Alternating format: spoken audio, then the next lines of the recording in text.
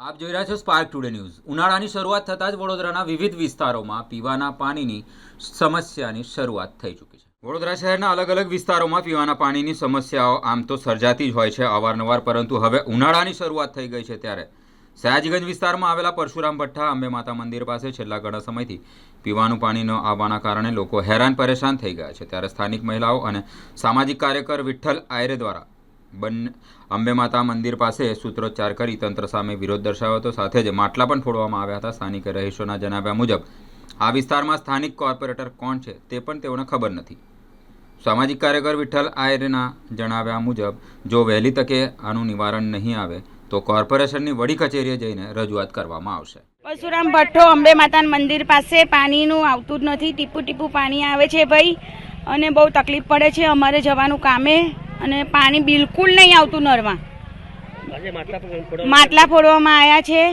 કેમ જરૂર પડી માટલા ફોડવાની? એ પાણી નથી આવતું એના માટે ભાઈ, પાણી જ નહીં આવતું તો અરે કેટલા દિવસથી અઠવાડિયા તો ટીપું જ પાણી આવે, ધીરું જ આવે છે કેટલા ટાઈમથી।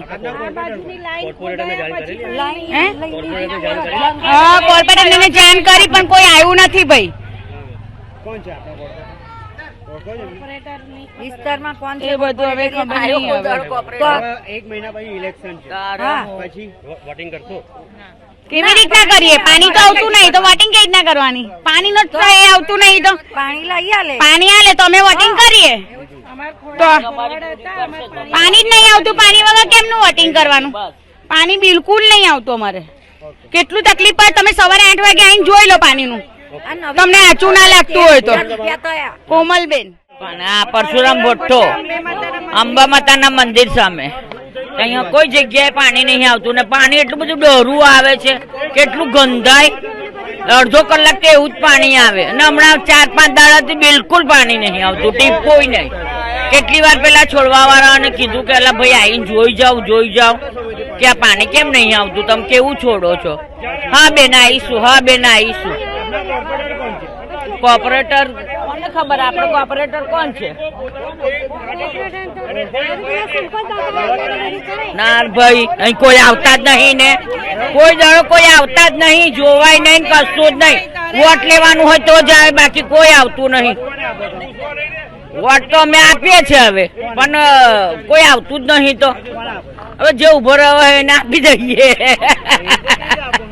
તો પણ અહીંયા કોઈ આવતું નહીં કોર્પોરેટર, તો કોઈ કરતા કોઈ જ નહીં, એટલે એનો કયો છે કોર્પોરેટર એ અમને નહીં ખબર।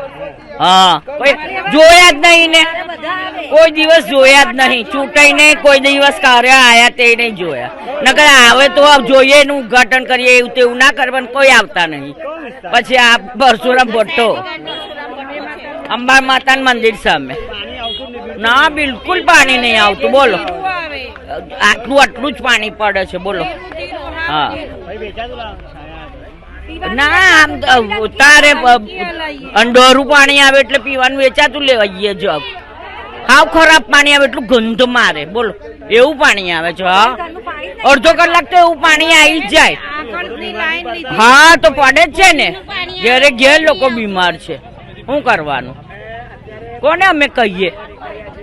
તારે મધુબેન, આ વોર્ડ નંબર 12માં આવેલો વિસ્તાર છે, નટરાજ ટાઉનશીપની પાછળનો ભાગ છે, જય અંબે માતા મંદિરની બાજુનો વિસ્તાર છે। ત્યાં વર્ષોથી પીવાનું પાણી મળતું જ નથી, લોકો બીજાના તો આજુબાજુમાં જઈને લોકો પાણી ભરી રહ્યા છે।